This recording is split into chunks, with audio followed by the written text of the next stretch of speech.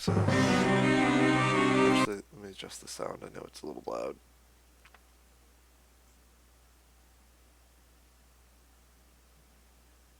That's too quiet.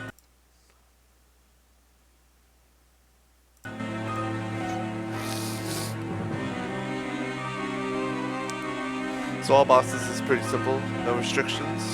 You have to kill all the bosses in the game, including the final boss, Dracula, of course.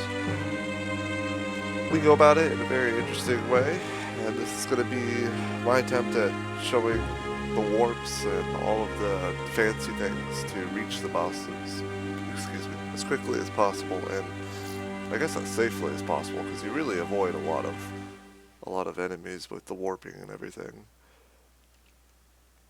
I'm playing on the English version because most people will have the English version, but the Japanese version is a little bit better. The experience table is a little lower, so you actually have a higher level at the end of the game and throughout the game, really. So it's important to note that your text mashing is actually really important. Like, you'll save a substantial amount of time. It doesn't even seem like it would make a lot of sense that you would save as much time as you would through text mashing. Like, I mean, a difference of like 5 seconds just from casually tapping to focus tapping, you know, things like that. So this is on the vampire killer, which is just the default character. So that means we don't start off with any magic, but we're going to be doing a lot of DSS glitching. So we're going to want to kill the skeleton bombers and the bone towers here, because we want the cards from each of them. And you can just slide straight through the skeletons and just whip the bone towers twice with it. So after you get both Salamander and Mercury, the first 2 cards here, you're going to continue going through until you get to the dash boots. Now this Earth Demon here, it can summon the pillars either coming after you, or coming towards you, or chasing after you. And that's just RNG, and you have to kind of react to it. So this time you did it coming after me, chasing after me. It's also important to note that, you know, you don't have the dash boots, so sliding is the optimal way to move. And even in a lot of cases, sliding is faster than dashing, but only if you have flat ground. So like, sliding up this hill would not be faster than just walking up the hill.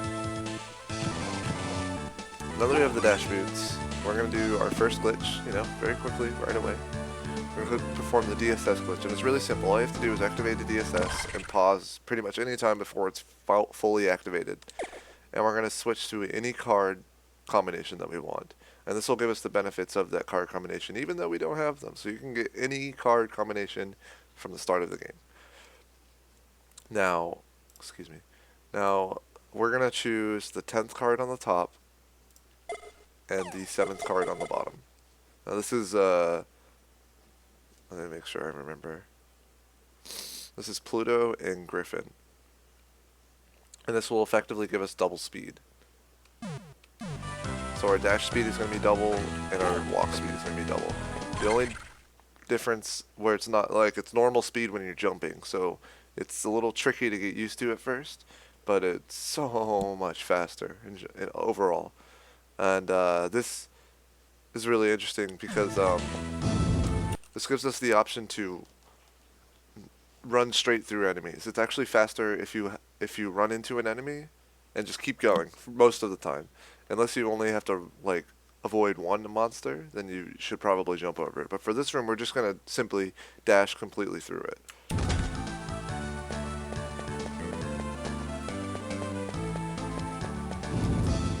And we're going to go up the climb a little bit.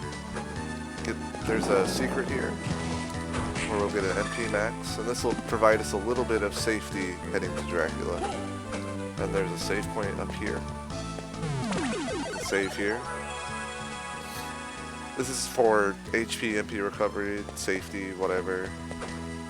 I mostly, that save point is mostly used for like thief mode, for whatever routes I play in that one. And if you really want to, you can, instead of jumping up here, going to Cerberus, you can collect another MP max all the way to the right here, if you're really worried about like how precise these warps will be later on.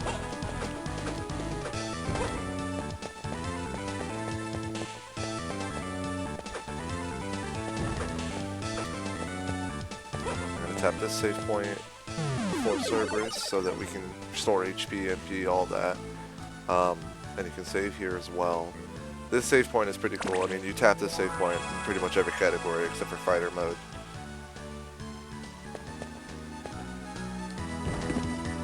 So now that we're going to start falling, we're going to switch off the card combination here to save MP, because it's going to be draining constantly. And most of the movement that we're going to be doing from here until Cerberus is vertical, so it doesn't really save much time anyway. So for Cerberus, this boss fight is actually really simple. You're going to DSS glitch again.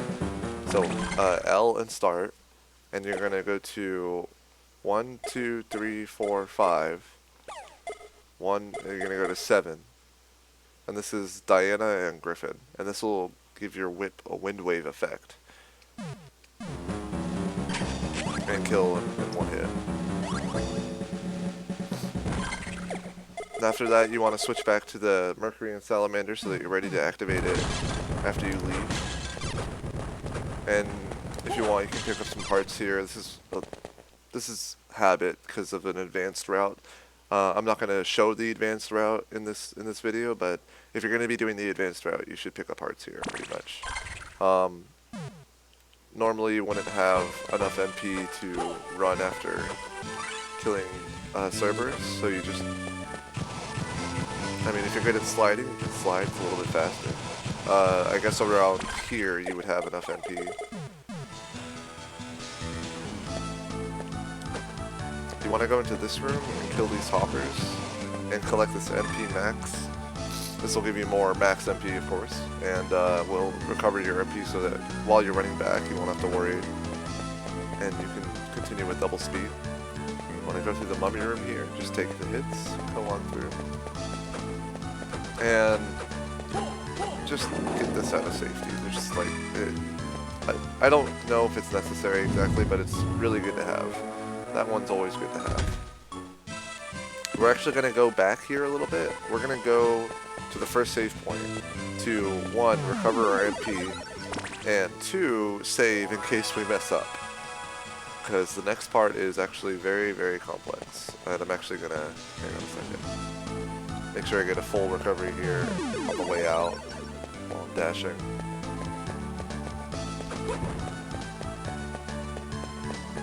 So we're going to be climbing up the way that we first started in the game, and we're actually going to be making our way to the first Dracula fight from here.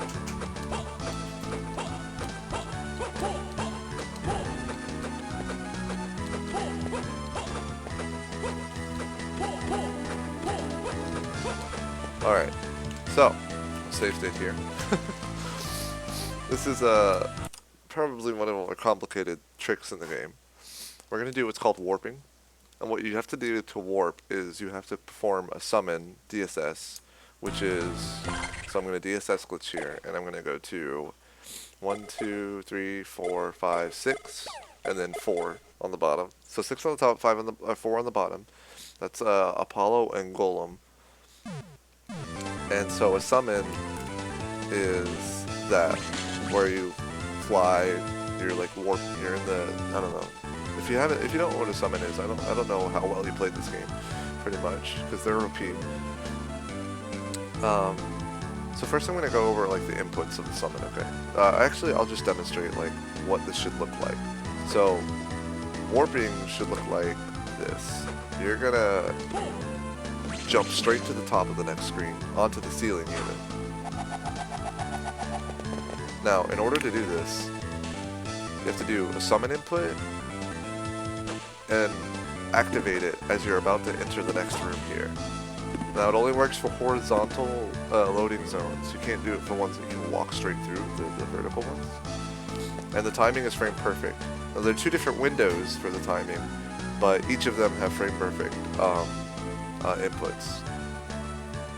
You can do it when you first reach it, or you can do it when you start to fall, because like there's a delay in the activation of the loading zone. Now you have to do this warp specifically right here, but if you want to practice, it'll be a little bit easier to practice down here, because the height of the jump, or the where you need to activate the summon is near the apex of the jump. It's also important to note that you can start the inputs, the summon inputs, which are just down, left, and up. Now you have to be holding left until you reach up. You can't just like down, left, up. You can't just let go of it. You have to hold it kind of like a half circle starting from down. Now you have to do those inputs and then B when you reach up, after you reach up.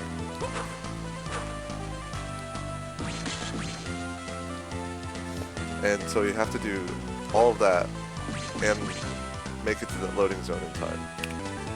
It's not exactly the easiest thing to describe. It's something that you just have to kind of do, because the timing is really, really specific. But it's not too hard to get down. At least not this warp. This warp's one of the easier ones because the timing is really fast. I'm just trying to make sure I remember to say everything I need to say. Let's see here. I think that's about it. So you want to be on the right side here, and you want to do the summon. So you want to do down, left, and then you want to jump. You want to, as you are hitting left, you want to let go of down, and you want to start jumping, and then you roll your thumb to up, to fly, and then you press B after you jump, into the loading zone, like that. Now you'll reach the ceiling of this room. You want to warp into the bottom, this door here. Okay. I'm pretty sure my mouse cursor is showing up.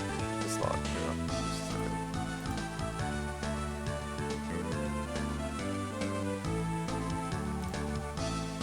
Anyway, you want to warp into the door that Dracula is hiding, which is where he goes into.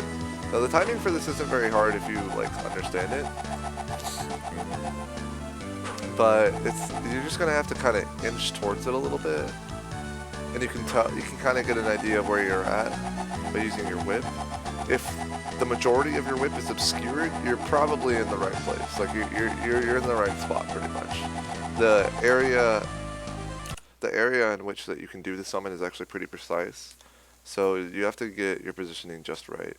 And if you don't get into the loading zone, you won't go into the next room, and that's not really a problem. You can just try again, but you end up losing 30 MP each time you have to do this again.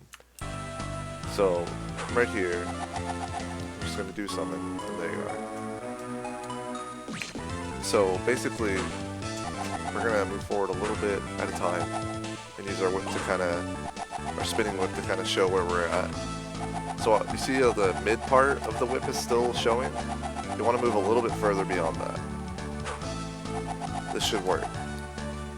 Okay, you have to move a little bit further to the right. The thing is, since you're moving left for the summon input, it can kind of throw off your timing. And the faster you do the summon, the less left that you're going to move. So we're going to do this again, a little bit at a time. Move to the right. Oh, and to really see where you're at, you have to be ducking while you're doing your spinning whip.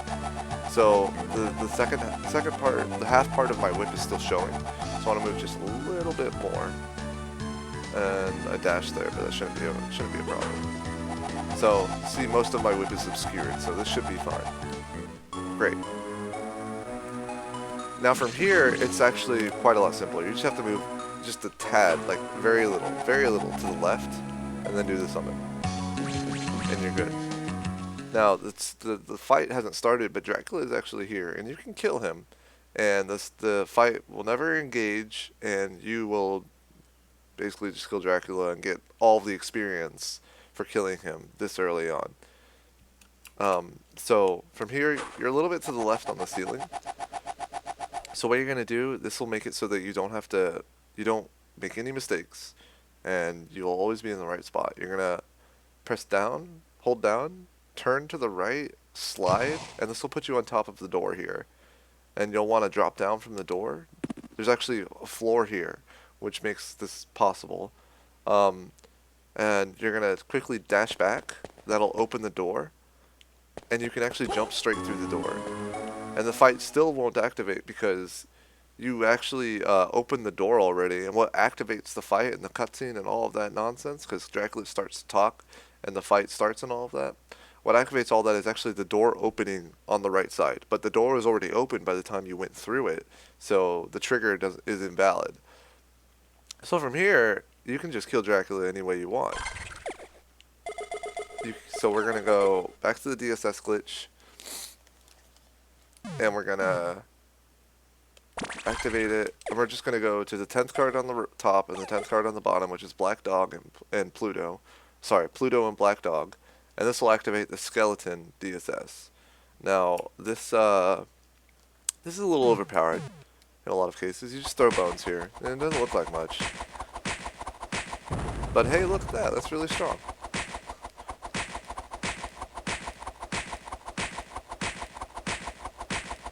Oh, that was what an easy boss.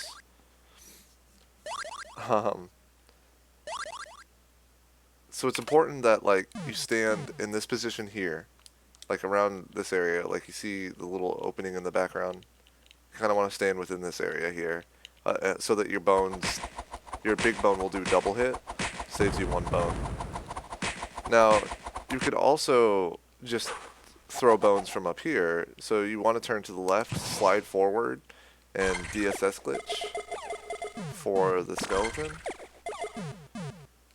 and you'll just throw bones from up here, but you need one extra bone, and that could not work out because you don't have very much MP, for one, and two, it's really hard to time your bone throws. Like, I have no idea. So overall, it's actually, if you were to do this perfectly, if you were to get all 3 bones back to back to back, compared to getting the 2 bones back to back to back, or 2 bones back to back for the other method, it only saves like 3 seconds. And it's just a big pain in the ass, really.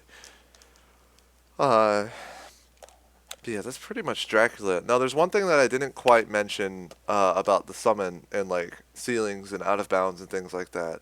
There's a lot of risk involved with this. And by risk, I mean, let me show you. Say you go too far to the right here, as you're trying to, like, you're lighting up for the door, right? You're not quite in there, like, this still isn't quite the spot, and you go too far right. Oh no, you're falling. And you can't make it back. You literally can't make it back. Unless you have the rock wing, you can't make it back out of bounds. And you're just falling forever. So it's incredibly important that you don't move too far. That you use your whip to really check where you are, if you aren't sure.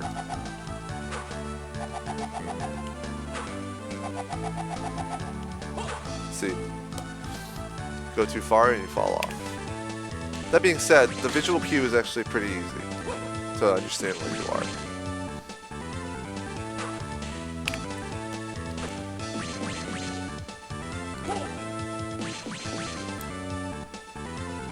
I mean, I can do it blind because I'm pretty savvy with it. It just takes a little bit of practice, you know? So we're gonna kill Dracula again.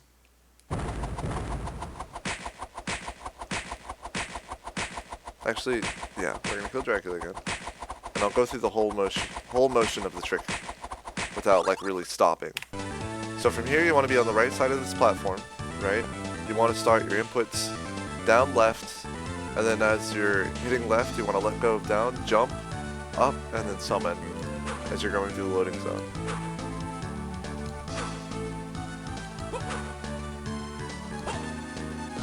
Like that. So you're going to turn to the right and down, whip, so that you kind of know where you are. Just a little bit further. this should work. So you're going to do the summon input from here. That'll warp you into the next room. Next, it's just a little tap to the left, and then a summon. And from here, you want to tap down, hold down, tap right, slide, you'll fall down, drop down, dash back and forth, go through the room, switch your DSS. Want a DSS glitch from here to skeleton. And there you go, voila. So from here, you're going to get 22 level ups. You're going to be level 25 when all of this is finished. And that is far and away amazing. You get so much HP, you get so much defense, you get a lot more MP, so that helps you deal with DSS glitching and other parts in the game. But actually the biggest reason you do this is because you get so much HP and defense, so that you can just kind of run through enemies as you're going through the whole castle.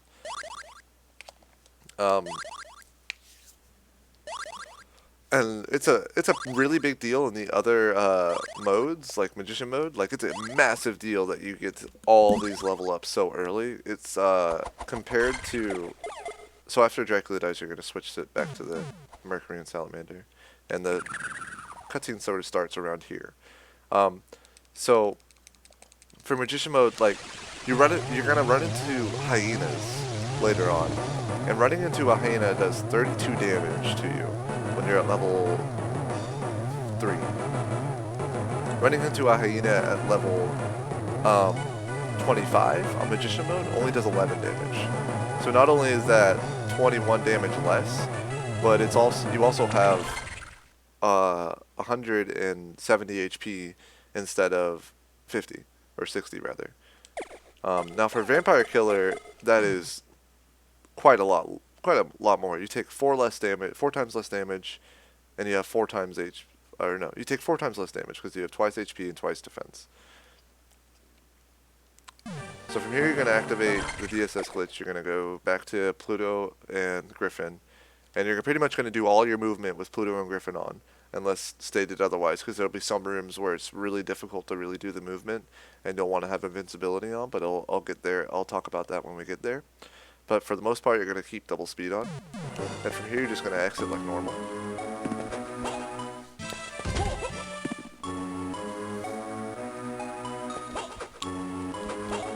And we're going to go on through. Now I'm going to tap the save point here, and you can save here or whatever. This is just because there's really not much to worry about in the machine tower or anything coming up. But it's just a nice safety measure to have, and you can decide whether you want to take it out or not. So we're going to actually enter the machine tower from the back entrance. Remember the warping that I showed you with the summons? It's pretty spectacular. You can do a lot of things with it. So we're going to use it many times over.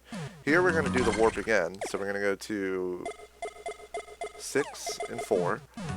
And we're going to do... This one's a little tricky. I actually struggled with this a lot when I first started doing warps and speedruns. This is kind of a mid-jump warp, because like you can tell after hitting the loading zone, you still have quite a bit of height left into your jump. So the timing on it's a little bit trickier. You can't do the inputs early on before you jump, because then by the time you reach up, and by the time you reach the loading zone, the timing for it is already passed. Like the window for it has passed. So you have to jump and then quickly do the inputs in order to reach the loading zone. And it's honestly just something that you have to practice. Warping in general, there's going to be a lot of different windows for it, like a lot of different timings, and you're just going to have to get each one of them down to perform them effectively. It would be important to make save states, and I'll provide save states when this is on YouTube. I'll provide a link to save states from my Dropbox or something, so that you can have effective areas to practice these tricks and these warps and things like that. But after you've made it up here, you want to DSS glitch again. You're going to do Pluto and Griffin, and you're going to want to start dashing before you even jump into the next room, because the monster patterns here, they can be kind of crazy. Like, you see how I almost got shot before I even reached that hyena? Well, I mean, he can shoot you. So if you don't get the pattern right, and I'm kind of botching this movement here. If your movement is not very quick, which I can suspect that you may not be fast enough to make this cycle, like I'll just demonstrate. He'll either have shot before then, before you made it up there, or he'll be like ready to shoot right as you get there. So like, I'll just do it a little bit slower. And, oh, he already shot. But it's really important to kind of understand, this is one of the first rooms where like monster patterns come into a huge play, really. You have to know like what their movements, what their timings are to avoid as many hits as you possibly can. But as far as that room is concerned, it's really simple. You just run straight through the hyenas, and there's nothing to really worry about. Now, you're going to be entering the machine tower from the very end of it, so there's really nothing left to do. Just going to come through here. And you can take these earth armor hits since you have so much HP and defense. And there's a save point here, you can tap this on both ways.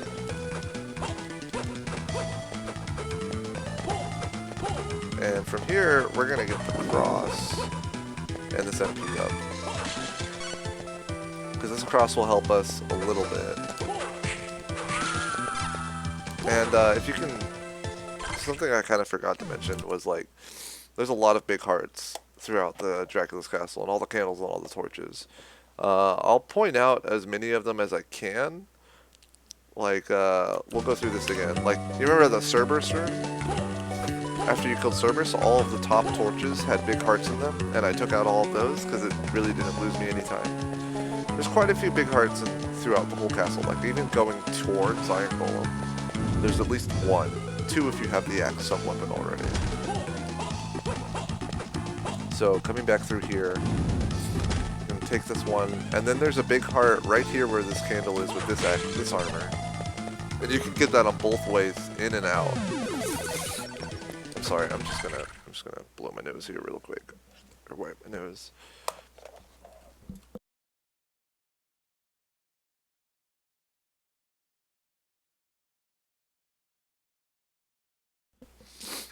Excuse me, sorry. But you can get that big heart on both ways, in and out. You're not going to use hearts too much in this route, but it's important to know where they are. And it's really helpful for the other categories like fighter mode as well. So there's a big heart here. Now for the Iron Golem fight, it's really simple. There are two ways to do it really. You can use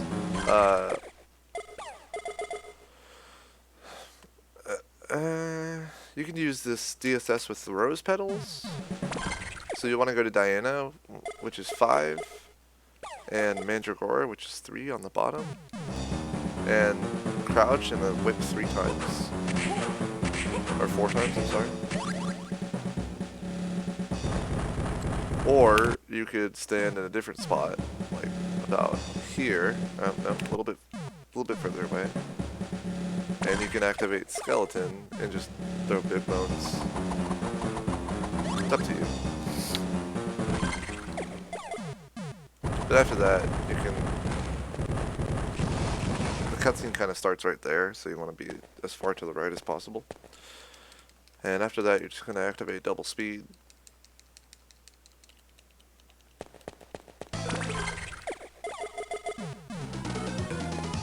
And there's a heart here. Oh, that's a stopwatch. That's okay. The heart's on the first one.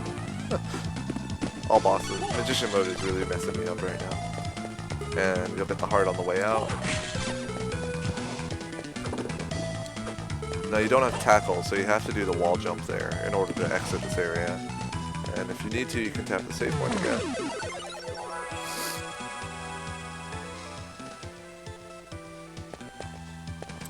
There's a big heart here.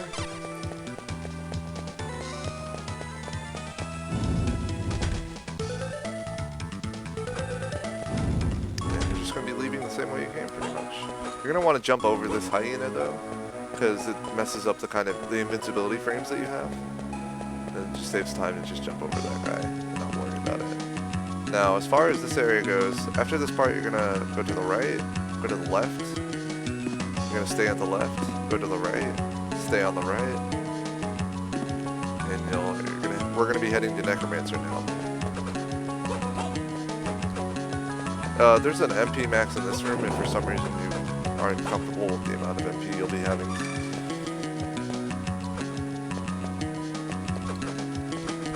Now for outer wall, it's a little bit of a tricky place. There's a lot of RNG in the enemy patterns and movement, so you may just get like hit off the floor like that. If you get hit down here, you can just come down here and double jump up instead of going all the way around.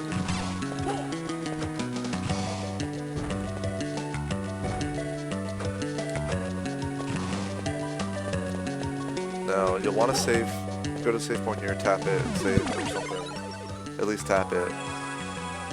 And we're going to be doing another warp here. Now this warp isn't quite as significant as the Dracula one or the one to the machine tower. This one only saves about 20 seconds because you can actually run all the way around to Necromancer, but this just lets you enter from a back entrance because you still don't have tackle, and they pretty much open up the pathway once you get tackle. So I'll demonstrate the warp and then I'll demonstrate the run around as well, just in case you don't really want to bother with this one. This warp is actually really simple because it's pretty much at the apex of your jump. So the timing is not so hard. At least I feel that it isn't. You can also do it up here if you're if you're better with like the fast inputs for the warping, where you do. I need both fingers for this. I'm not very good at this warp, where if you want to do it that way. But I prefer to do it down here where it's close to the apex of my jump.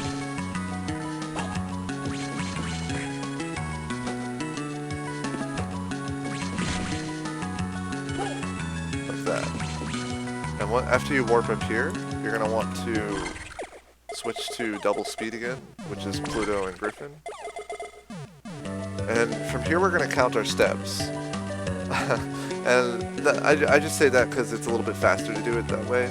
Because you're going to be crossing over the loading zone from the outer wall, and you don't want to fall into it, because that will just put you back into the room that you came from. So you're going to count 12 steps starting from dashing, and then after the 12th step you should be about ready to double jump over. So we're just going to ready to do it from here. So 1, 2, 3, 4, 5, 6, 7, 8, 1, 2, 3, 4, double jump over, and then from there it's 4 steps, and I'll do that part again. So it's, let me make sure I have the DSS. And that's just a general like idea of when to jump. You can kind of do it however you like. I don't think I actually. So it's 12 steps from here, and then 4 steps after jumping. 1, 2, 3, 4. Hold down, and then just slide off, because you don't want to enter the top loading zone. You want to enter the one below it, because that's the one leading to Necromancer. So you're going to slide off, fall past that loading zone, and then once you pass it, you can just hold right, and you'll enter the one that you want, like that. And Necromancer is just down here. Now, if you don't want to do it that way, you can always just run all the way around, which is not a lot slower.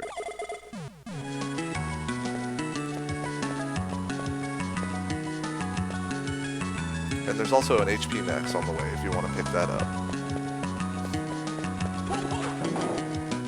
which is right here. I don't think it's really necessary in Vampire Killer though, so I don't know.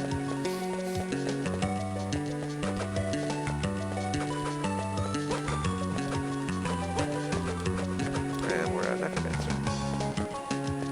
So Necromancer's a really easy boss. You're going to do the rose petals that I showed you in the Iron Golem fight. You need to do either 2 or 3 of them. Depends on what kind of hits that you get. You might need to do 2 on the first form of Necromancer. But in any case, you're only going to use 1 of them on the second form of Necromancer, and I'll kind of demonstrate that as well. Because you can get a double hit on the first form, but it's a little tricky.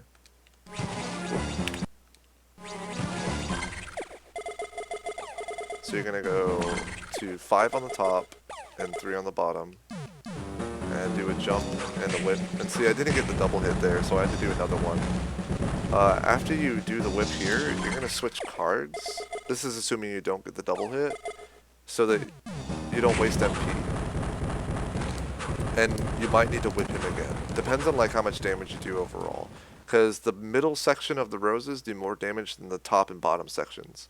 So if you get the double hit, or if you don't get the double hit and you get the lower section of the roses, then the next hit, the third hit on the second phase of the Necromancer won't be enough to kill it unless you get a double hit, and then you'll want to do a regular whip hit from there to save MP. And it sounds a little convoluted. I know it's a lot of numbers, but you'll thank me if you keep all of that in mind.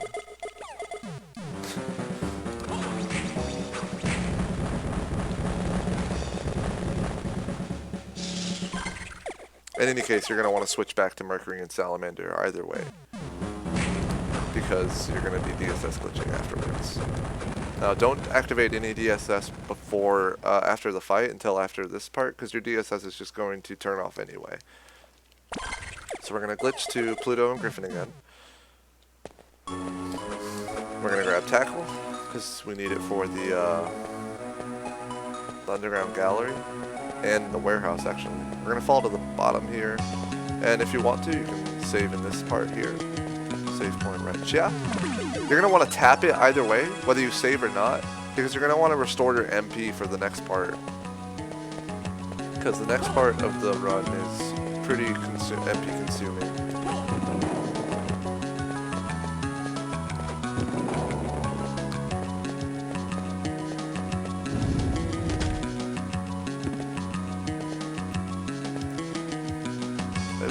Sorry.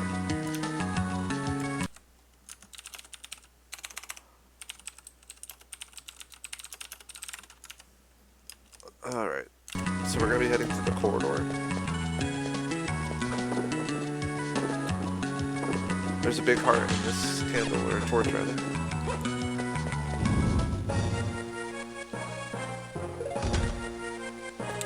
And we can just run through pretty much everything here. Like, we have enough HP defense, all that.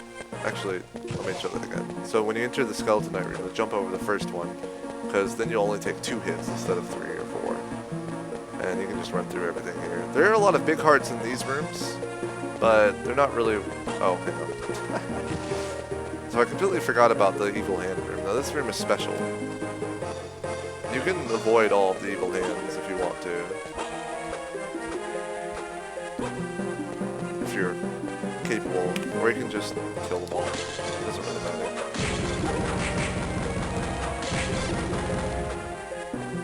It's up to you. Big hearts here and here. Now, we're actually going to be going to the waterway first. We're going to be going to kill Camilla and get the Rockwing before we do any other parts of the game. That being said, sorry, not by end. We're gonna, let's see. It's gonna be a little bit of an interesting method. So we don't have the Rockwing yet, you know, we can't really go straight up. So we're gonna do a method that stalls our gravity, the gravity of us falling, you know, so that we can go horizontally, so we can use the same wall to continuously jump up and gain height, you know? So we'll DSS glitch to Apollo and Golem so we can do the summon. And so basically we're going to do a wall jump and then summon inputs to stall our gravity. And we're going to do them consecutively, but a little bit closer together. Like that. And about here is where you can go ahead and do the wall jump again. So this is going to take a lot of practice. This is kind of the barrier for the speedrun, unlike whether you can handle it or not, whether you can perform this. The fastest is 8 summons, and average is somewhere between 10 and 11. You know, 10, 11, 12, something like that. Depends on how safe you want to be.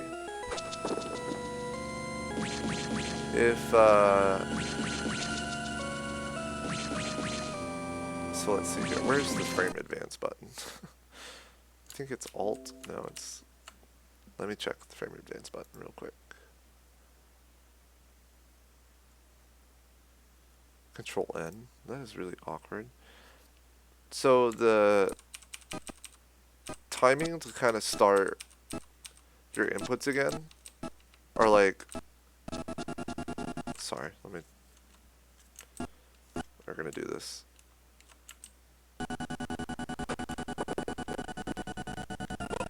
Oh my. So the timing to start your inputs again is about... So after all 5 of the spires have reached up, Nathan's going to be, you know, flying and being awesome and all that. Once that animation begins to end, you'll be able to see. That's kind of my cue to know when to start the next summon animation. So about right here. You know, something like that. There's also another summon that you can use. It's the meteors. So it's still Apollo, but you're going to use Cockatrice instead of Golem. Let me make sure I'm in the right spot. So 1, 2, 3, 4, 5. There it goes. 6 and then 5 instead of 4. And what the heck? Hang on. I'm sorry.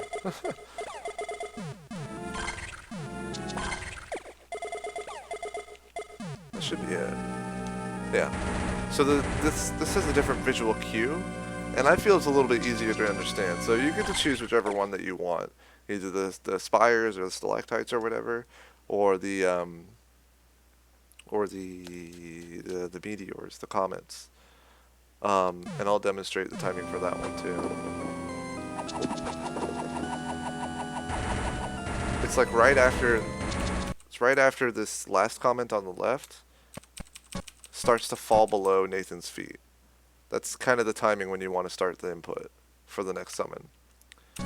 Now, I haven't exactly explained the proper inputs yet. Okay. So, oh, that sounds really scary.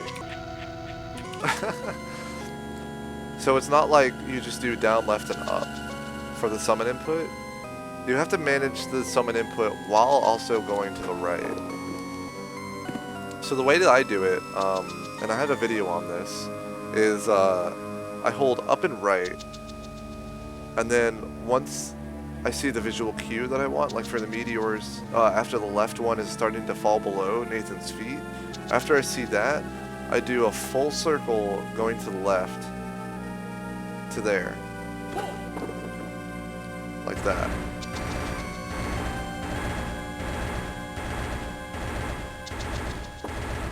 So that I can keep going to the right and still manage the summon input. Now, with all that in mind,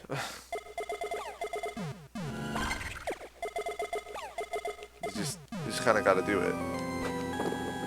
And it's really hard to kind of to explain it while I'm doing it. And I have a video of this trick specifically, so it'd be worthwhile to watch it.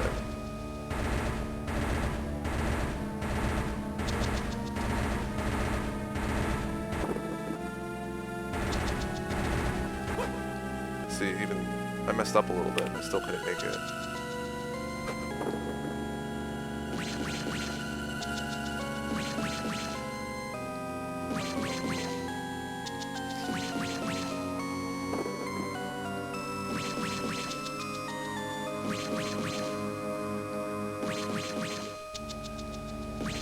Oh, the comets use more MP, that's why. So, if you're going to use the comets, you're going to have to suffer some MP loss. As far as the stalactites, though, you'll be fine. As you can tell, I made it up here with about half MP left. Now, if you do run out of MP, and I should have save stated, but it's too late now, you can go to the chapel tower, and in the first room of the chapel tower, there's a save point that you can use to recover your HP and your MP if you need be.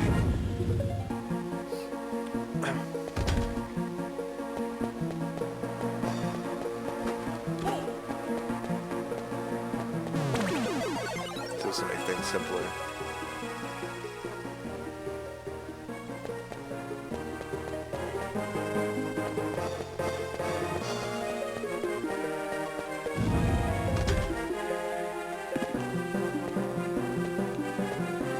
Alright, now we're back here.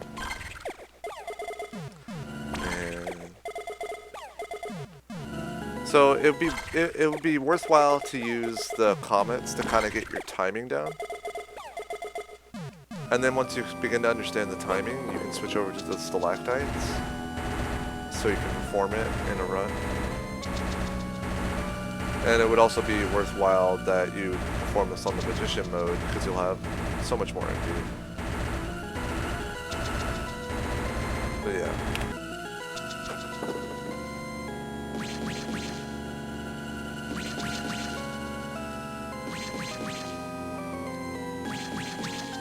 I'm just gonna do, well, oh well.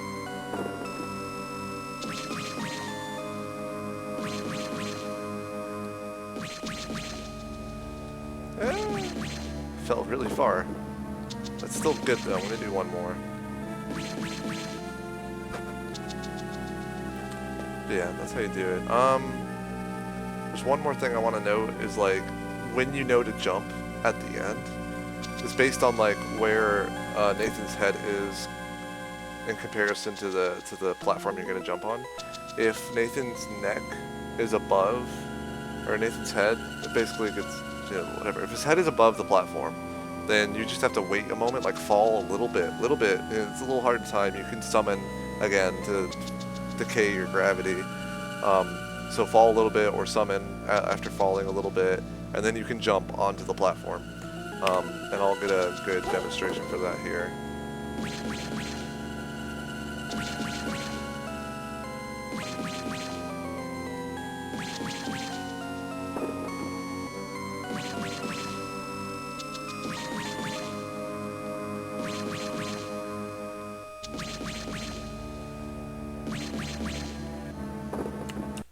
Okay, so this is way more height than I need. Pretty much half of Nathan's body is up there. So I can pretty much just jump after falling even just a tiny bit.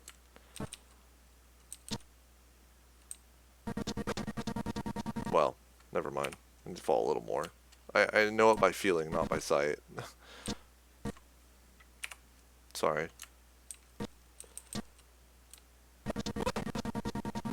Yeah, about that feeling thing.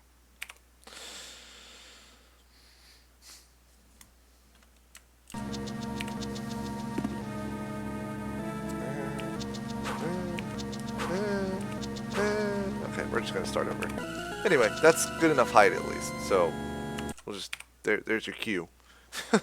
There's your cue. But this way you get to see it 30 times over, so you get a good idea of how it works, right? Right? I hope so. But again, I have a video that explains this trick specifically.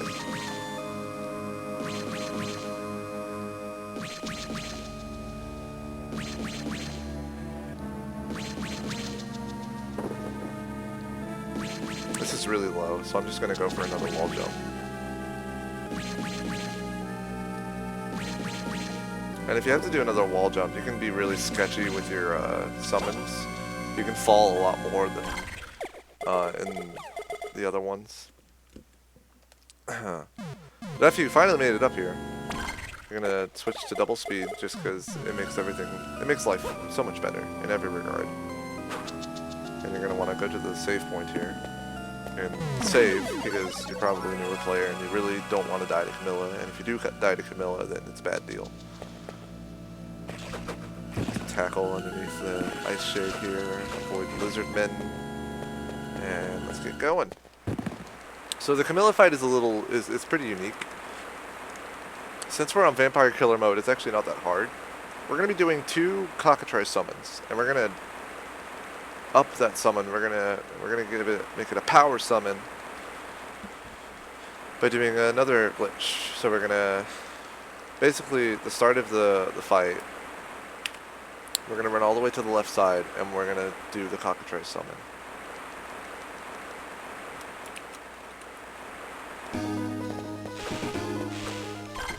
So from here, we're going to DSS glitch. Cockatrice is 2 on the top, and then 1, 2, 3, 4, 5 on the bottom.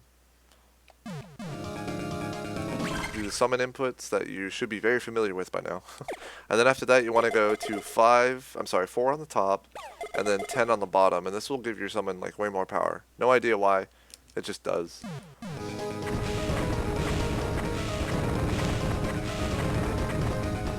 From there, you're going to want to do another one. Now there's a bubble underneath you, and it could hurt you.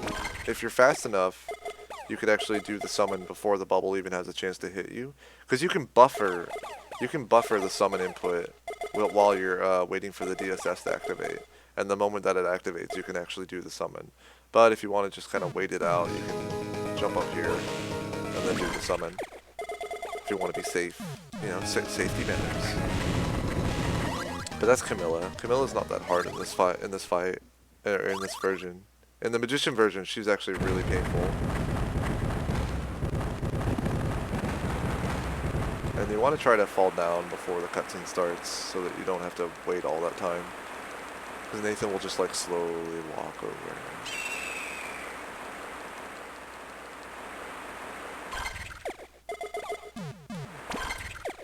After that, double speed. This should be very familiar to you. Rockwing. The whole game is broken now because you can fly everywhere. Nathan is a burb. That's why he's weak to ice type attacks.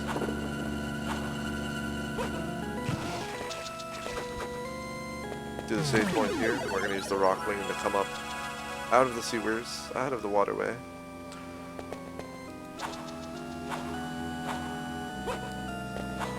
And then we're gonna go through the Chapel Tower. Now, Chapel Tower is a really short area because if you think ahead now, we're gonna use a lot of warps.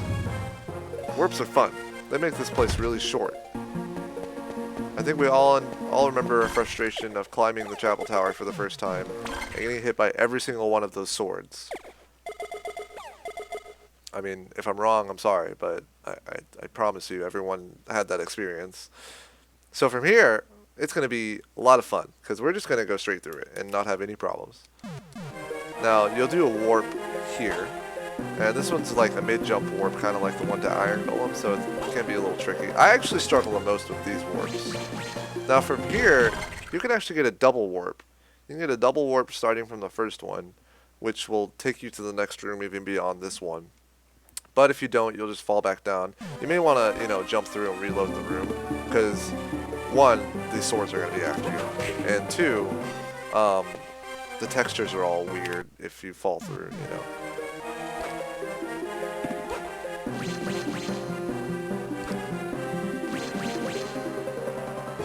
Oh, well, yeah, yeah. Try to get the not double. Dang it. I don't know how to get the not double otherwise. But basically you're going to warp up here. And you'll go through, yeah, you're going to warp up here as well. Then go through the bottom. You're going to run to the right, go through the bottom, jump up here. And you'll want to run a little bit, Rockwing up, and then Rockwing up here. And then you're going to warp up here too. Now, after you warp up here, we're not going to be doing any more warping for the Chapel Tower. We're going to switch to double speed, and we're going to run all the way to the left, and we're going to fall off. And then we're going to like hold to the right so we can enter the loading zone. So we fall off here, and again, that's where you can count your steps. And I'm pretty sure it's 8 steps, and now I'm going to go back and make sure. Maybe I can not get the double this time too. Oh look, not the double. So jump through and yeah, just warp.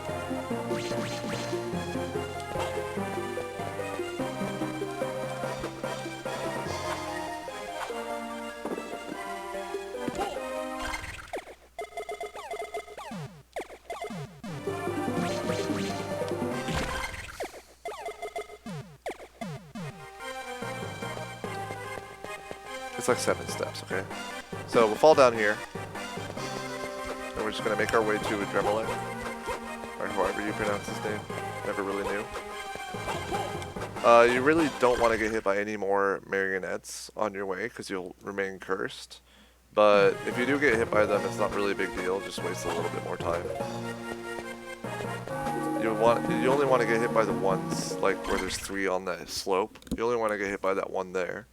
So by the time you reach the fight, your curse will wear off. But if you get hit by other ones, your curse, you know, the timer restarts.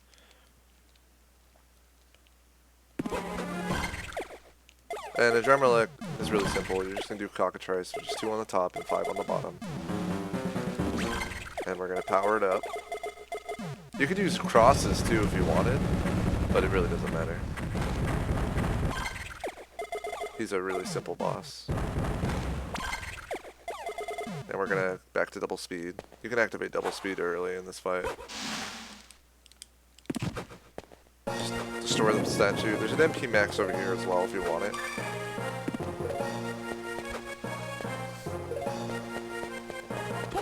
And slide into this cutscene, saves you a little bit of time. And also, if you really want, I mean, there's a save point to the left, like coming out of the Adrenaline room, if you really need it. But there's a lot of save points on the way down, or on the way up, rather, as well. So it's not really a point of contention. Nothing, and like, you don't really run in. Excuse me, you don't really run into any monsters on the way here. So you should have a bunch of health. It's not like you're gonna be dying, like in Magician mode where you're always dying.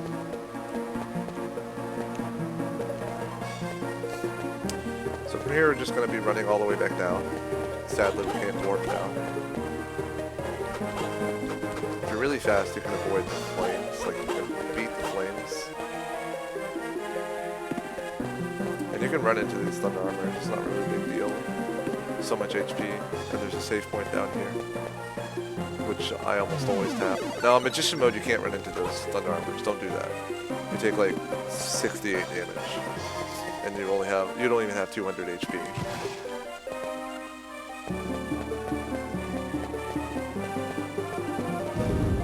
So from here we're going to be going to the underground gallery where the zombie dragons are.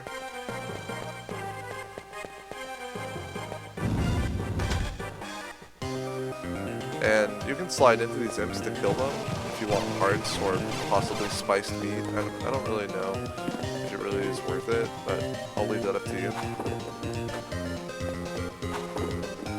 I do the rock wing there so I can maintain my dashing speed, because for some reason, so like, you lose your dashing speed, your double speed when you're jumping, but if you use the rock wing from the ground, you maintain it, so it's kind of worth noting. There's a save point up here, it might be fun to tap.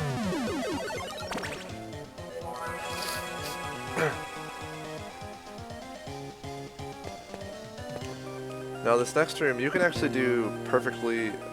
You can do it without taking any damage. Well, not taking any damage, but you can do it really fast and not really need to stop moving forward. Or, you know, you'll just get hit a bunch pretty much. There's a couple of different ways to do this room. I do it, I'll show you the way that I do it. And it depends on like the monster patterns, whether I get hit in certain places or not, and which direction the moths are flying. But yeah, I'll just demonstrate it. So I pause when I start, so I know which direction the moth is going, so I know when to start jumping. And I still got hit, so let's show. Let's do it here. Usually you can jump through there, but if you can't, then oh well. And if you don't get hit on that platform, you just kind of wait and slide through that guy. But you can do it however way you want, really. If you're worried about damage or whatever, you can switch over to invincibility, which is 10 and then 9 on the bottom. But you don't have a lot of intelligence, so your MP is going to be draining really fast. And the next room is going to be a little troublesome if you use invincibility on that first one. And by troublesome, I mean you're going to have like no MP at the end, which really isn't a problem. But this is the safest way to do it.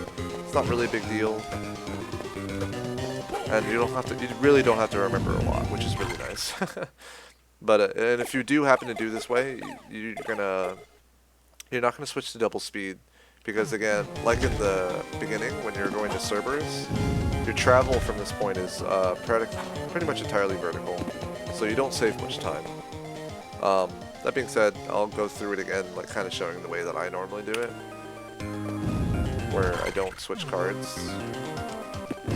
And again, it's very RNG heavy. See, that was perfect. That was absolutely perfect. and that's entirely up to RNG whether that works or not. And it's there are very many different ways you can do them.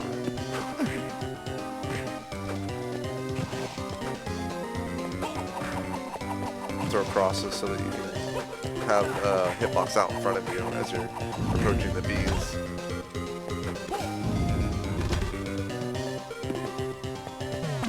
Yeah, that's pretty much it. That's how you do it. Invincibility, if you don't want to practice that or don't want to worry about it, because it is really complex and RNG heavy.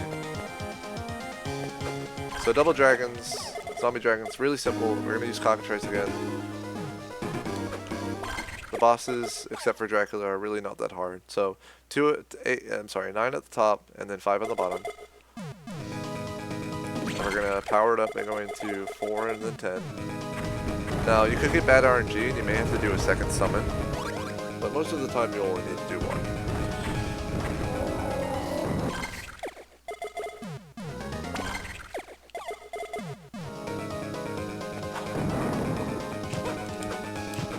We're almost done with the game. Now, there's 2 big hearts in that room if you want them, or if we want to farm or something, I don't know. And there's a big heart here. And, oh, back to the save point. Hello. Hello!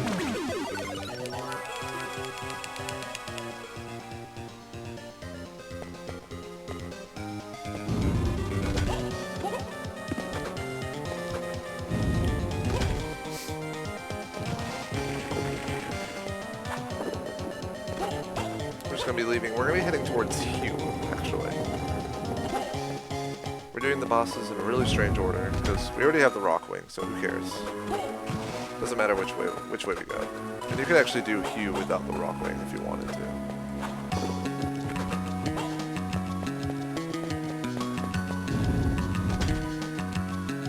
And there's another category for that. Yeah. And then on up to Hugh. If you have double speed, going this way is faster. If you don't have double speed, using the warp and going to the second warp is faster. Like, even if you have to run to the first warp from entering the audience room, like going down and then running to the first warp and using it to go to the second one, can't be faster. I don't know, dude. Double speed, you go this way. That's all that matters. Rocking up. So we're going to do a few warps in this place, and they're actually, not only are they faster, but they're a whole lot safer, because this place is very RNG heavy with its monsters and its patterns, so we're just going to do it this way. So 6 and then 4. Warp there. And if you're really cool, you get your warp on the first entrance, but hey. And so, it's kind of unique, something I haven't really explained yet.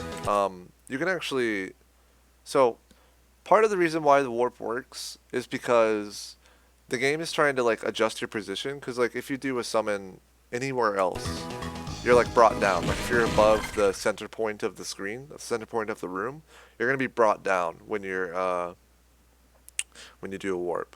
So you're when you enter the loading zone, the game still thinks you're at the top point of the next room, and it just kind of wraps you around.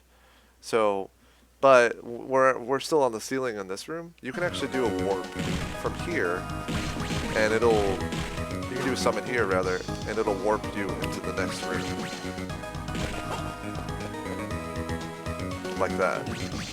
Or if you're worried or don't have the timing down, you can do it from here, which is a little tricky because you have to do a double jump for this warp. Because you can't make it in one jump. So you gotta time it so that you double jump and do the warp at the right time, like that. But once you make it up here, you're gonna switch to double speed. There's a save point here that you can access. And if you want to access it, just slide to the right and then hold left. Otherwise, you just fall off to the right and wait until you get to the next loading zone, like we've done in a couple of other cases. Now for this room, we're just going to run straight through and take both hits from the Dullahans.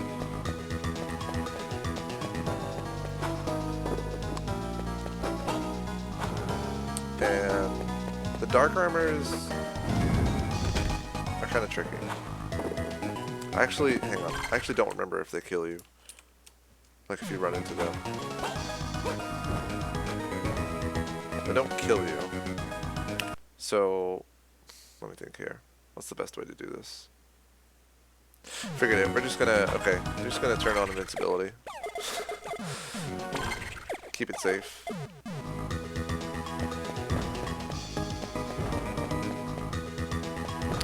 And I'm trying to remember if you need to do it for the next room too. Like the next room is really has a ton of dark armor, so it's like I don't remember what you do. I know that if you do turn on invincibility, that you shouldn't deactivate it. No.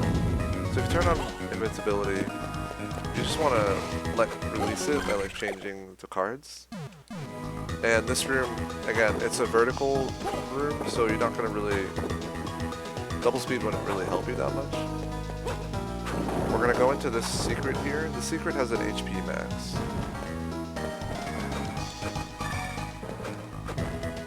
And then, once you jump over here, we're going to reactivate invincibility.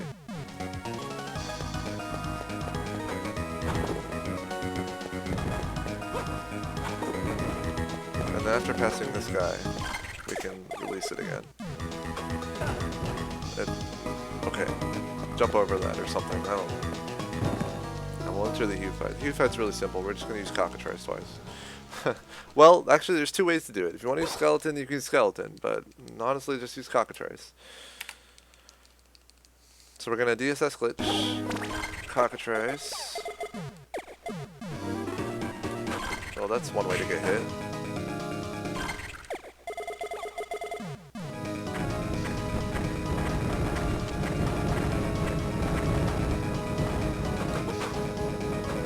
Should have died. So if for some reason he's crazy, you can do that. For some reason he doesn't die. Just want to whip him a little bit. Or summon Cockatrice. Well, actually, no, don't summon Cockatrice again, because you're not going to have enough MP. Just whip him. Just whip him real good. After the first phase, you want to run over to here just to save a little bit of time, so he'll run over to you. And when he dies, he'll probably die on the left side, which saves a lot of time. So you want to wait until he kind of starts to begin running towards you, and then summon Cockatrice. I didn't do a very good job, so we're going to start the whole fight over. But yeah, anyway, Cockatrice at the start. Pretty good summon, if I do say so myself.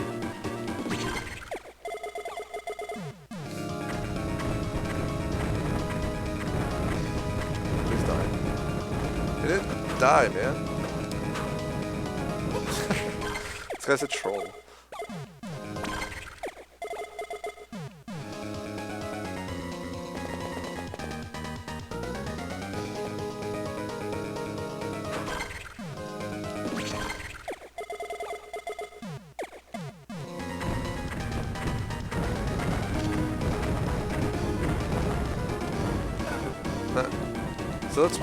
So part of the reason that you get the HP max is because you can take a couple hits in here, and there's not really a lot you can do about it. And that's just kind of the gist of it. So Hugh, if he dies on the left side, you're gonna be standing on the right side of him. And if RNG goes right, he'll die like all the way next to the door, like right next to the door, like well, practically inside of it, and he won't need to move. But it doesn't really matter that much. So from here, you're gonna DSS the double speed, because surprisingly this still saves time.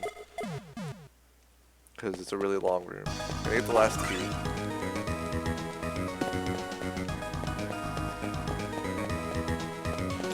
And you can jump over this first dark armor and go all the way to the right here. Now from here, you'll activate invincibility.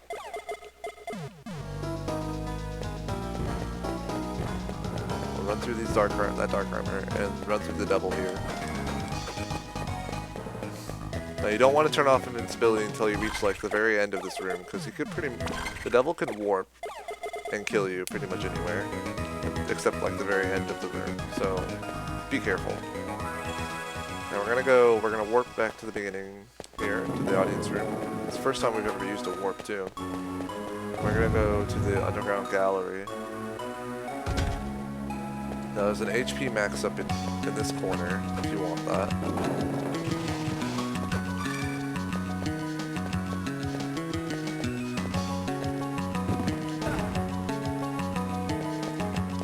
But now we have enough intelligence so that, like, even though we only have 40 MP, it's not a problem. And we're just gonna break the sequence here. When you run into this room, I like to throw the cross like right at the moth, because RNG could make it so that the moth's in the way later. So we just kill it first. So ta-da! And it's dead. These moths can be a little annoying. So we run through everything in this room because we can.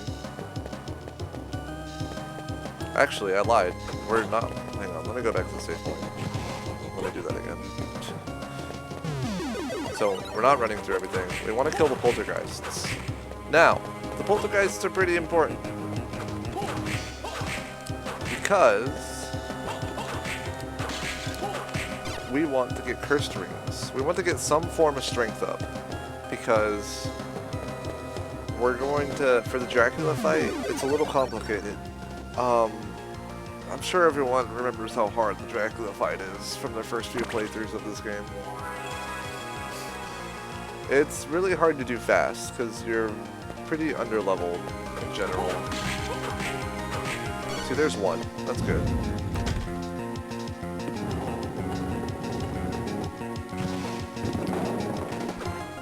We want to get, since this is for beginners, we want to get 2 curse rings, okay? Now the reason we only kill the poltergeists for them and not any other monsters like the beast demons or anything is because the poltergeists have a common drop for the cursed rings.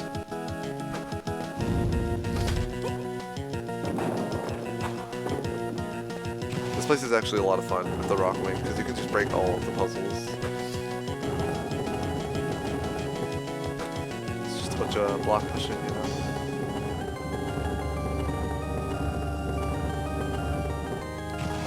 Now, entering this room, we're going to go up here. This may seem a little weird and out of the way, and it kind of is, but there's a poltergeist in here. So, we're going to farm this place until we get 2 curse rings in total.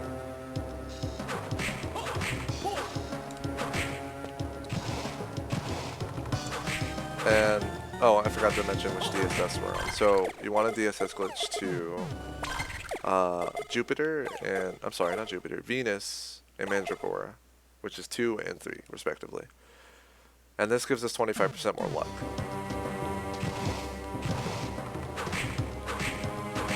And if you slide in and out like I'm doing here, you won't have to worry about moving or dashing or anything.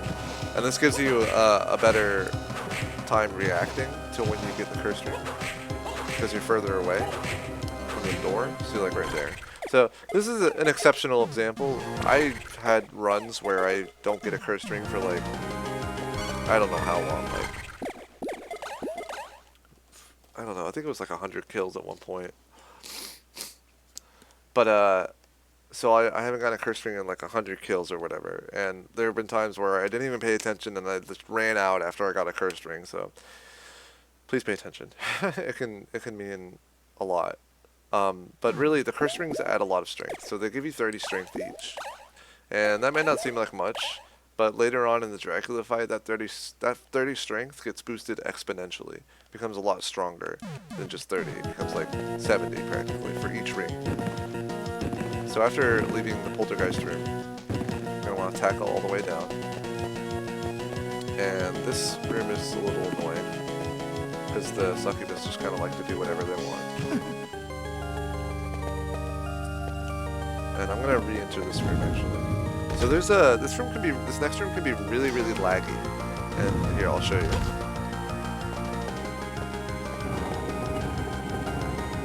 Yeah, so there's lag reduction strats that we have here.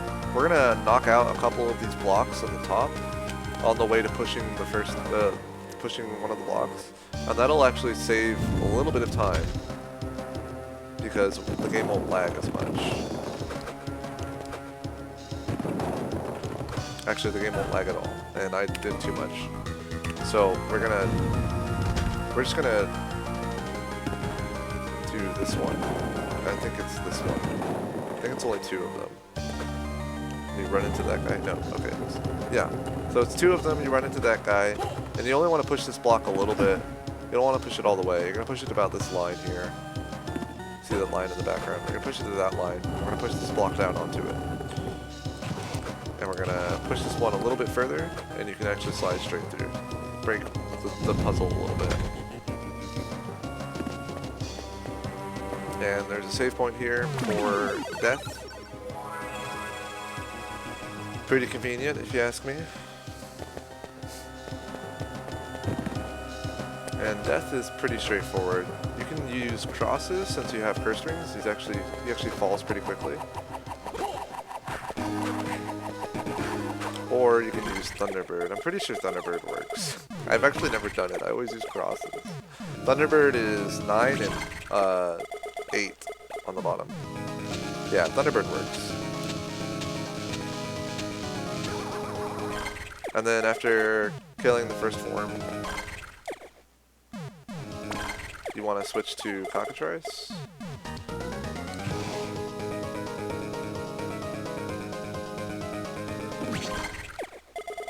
And pretty much do the same thing. Although I messed up a little bit. It doesn't matter, it still dies. So I'm just gonna demonstrate the crosses, just because that's the way I do it.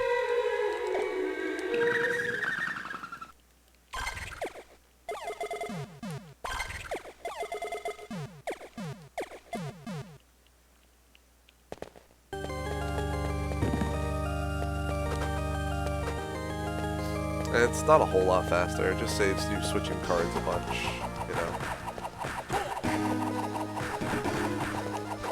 And it's a little tricky too, because you gotta manipulate where death moves. And like, the timing in which you need to throw your crosses is very different compared to like any other monster you fight.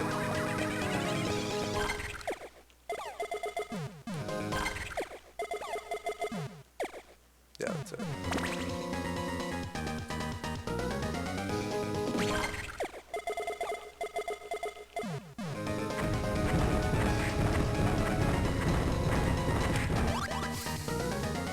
Yeah, that's death. Pretty simple boss.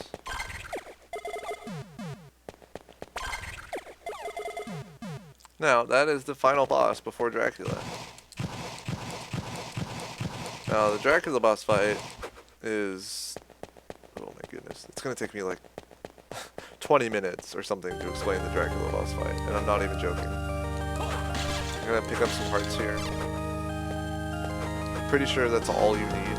You shouldn't need more. If you need more, farm in that room, okay? Just, that's my parentheses, that's my asterisk. Farm in that room if you need more.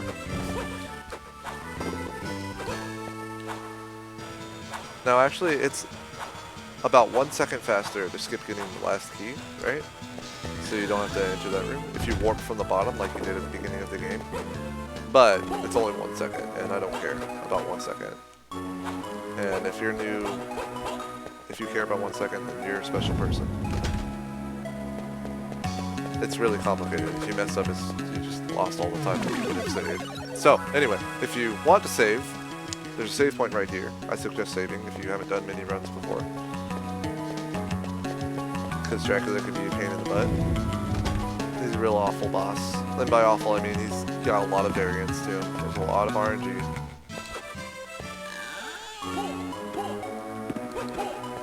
So if you've never played Circle of the Moon before, or if it's been like 20 years since you played the game, or 16, its birthday was like 2 days ago, then I'm just going to sit here for a moment and demonstrate his attacks.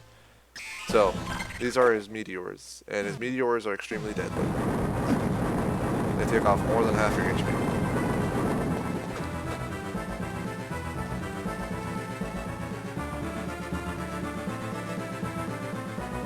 These are the lasers. This is the best pattern. This is the best attack. You always want this attack. This is where you can deal the most damage.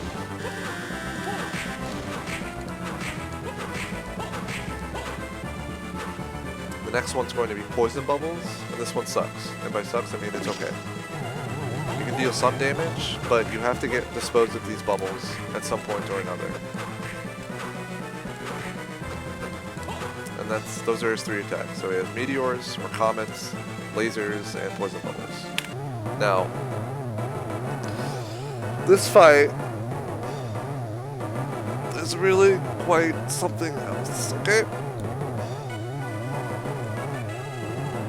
The first phase is pretty straightforward. It just kind of, whichever attack that he does, you just kind of gotta react to it.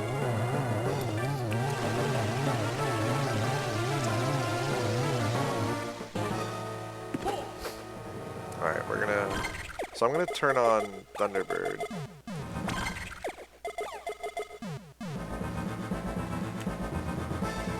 Alright, so he's gonna use meteors, and I know because he raised up both hands, and his mouths on the bottom aren't open. And that's one way to tell. So he's gonna use meteors. If you get meteors or poison bubbles at the start of the fight, you wanna summon Thunderbird and power it up.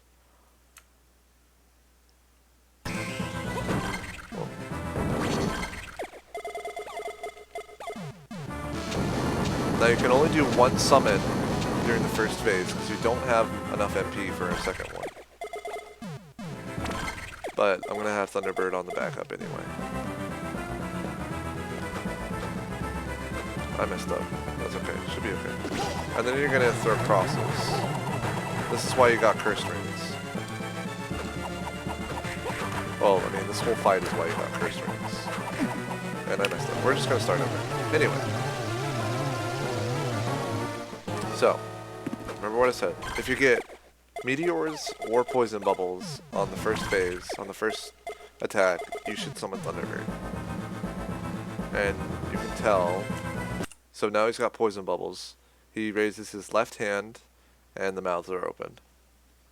So now we're gonna do Thunderbird. And because I'm on emulator, this will cause a lot of lag. Or I thought it would cause a lot of lag.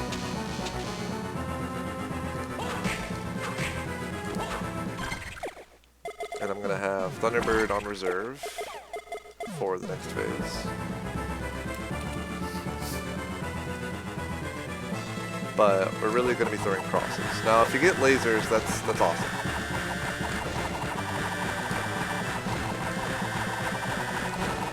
Okay. So now it's gonna start the second phase. Now, second phase, and I messed up a little bit. Let me think here for a second. Second phase is crazy. Just a little bit crazy. By a little bit crazy, I mean it's not that hard. I'm thinking way too far ahead. I'm thinking of Magician mode where it's actually really tricky. So, he'll do either...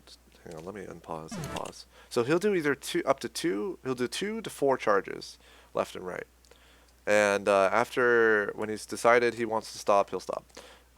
4 is the maximum though, and he'll turn into a little eyeball bat.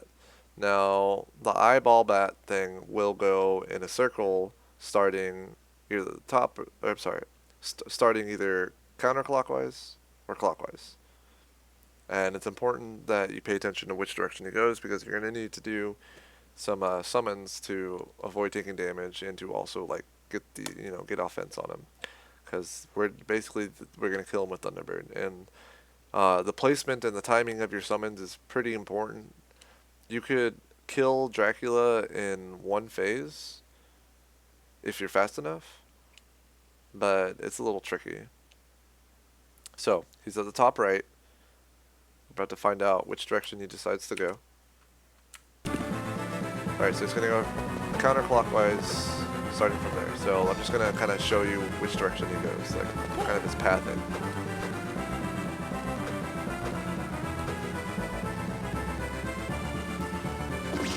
Okay, so now that we know he's going to go counterclockwise that way, we're going to jump towards the center, and we're going to do Thunderbird in midair.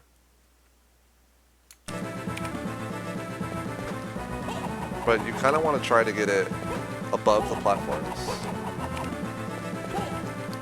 And I'm really bad at doing this on emulator because my controller is so different. Okay, so that's kind of the area you want to get the summon, and you're going to power it up.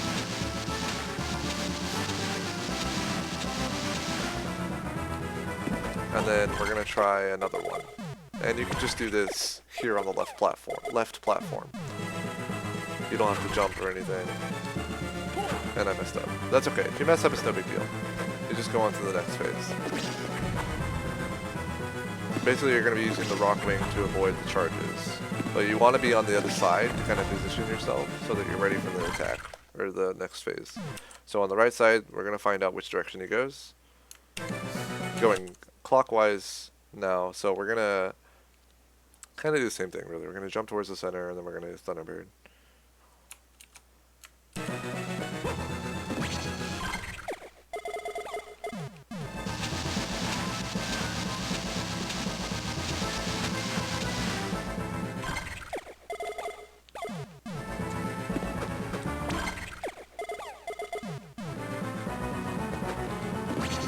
And after, I'm sorry, I forgot to say it ahead of time, but after that you want to jump towards the center again and Thunderbird. I forgot to switch stuff, but yeah, anyway, you get the idea. So I'm just kind of demonstrating the fastest way to do it for now. Give me a second, we'll just go over the safest way to go through it.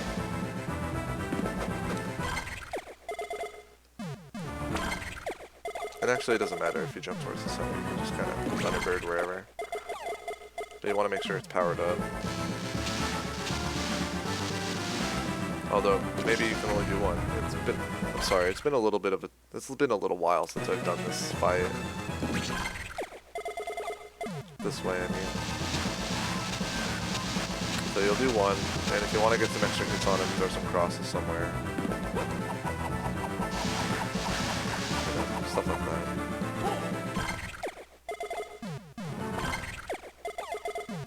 But this boss fight isn't too complicated. When I was talking about earlier how it might take me like 20 minutes, I was thinking of Magician mode. Because Magician mode is actually very complex. So again, right side, he's going either clockwise or counterclockwise. Clockwise, jump to the center. And that should kill him.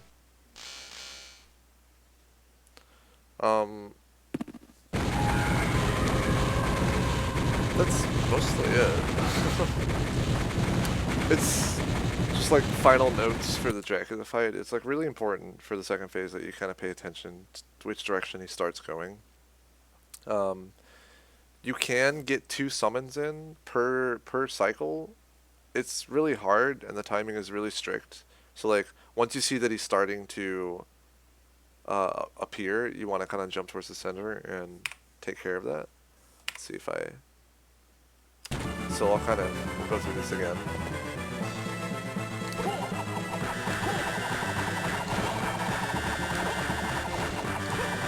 So I'll do this part without like pausing the game to kind of give a much more free flow.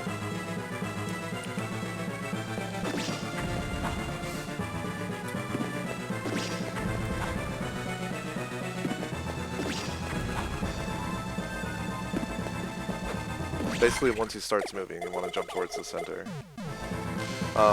But you really don't have to jump towards the center. You can just kind of wait till he goes underneath you, and then do the summon. If you're doing it safely and not worried about speed. Because here I can get 2 summons off if I do it that quickly. But if you're not worried about it, then what you can do is you can just kind of jump to the opposite platform that you're on, and then wait a moment, and then start your summon.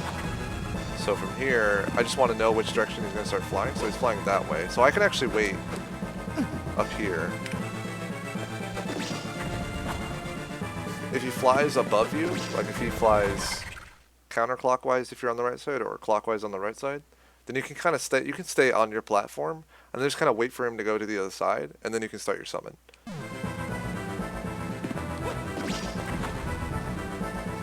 Okay, so it's gonna go clockwise, so I'll just wait, and now I can summon it.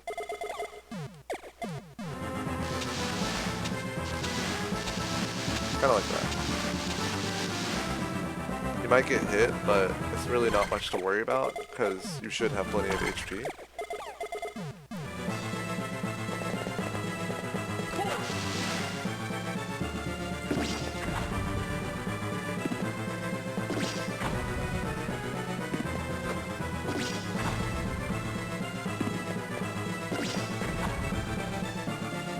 Alright, so I know he's going to that direction, so I want to jump to the other platform.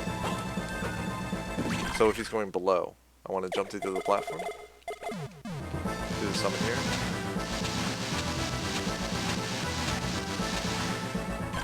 And we only need one more to kill him. We hardly even need that summon. But Thunderbird can do two different kinds of... I messed up. Whatever. Thunderbird's damage is, it does two different kinds of hits, so, you know, it can either do 60 damage or 86 damage per hit. And it's really just RNG, how much damage it does. And there you are. That's Dracula fight. So again, I just want to say, if he's going above you, you can stay on the platform that you're on. And then wait a moment, and then cast cast Thunderbird. So above you, wait, cast Thunderbird. Below you, jump to the other platform, cast Thunderbird. That's only if you want to do one summon per cycle. If you want to do two summons, it doesn't matter. It doesn't really matter which direction he goes. That just kind of helps you understand where he's going to be after your summon. But if you're trying to get two summons out, you want to jump towards the center and then cast your Thunderbird.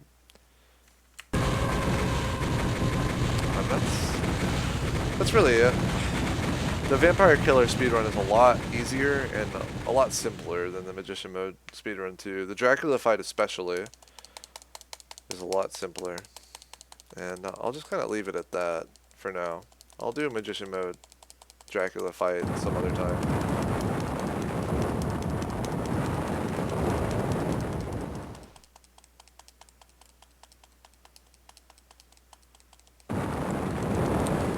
Hope y'all liked it. If you enjoyed, go ahead and give me a follow, subscription, whatever. I don't care. I want it. I love you guys.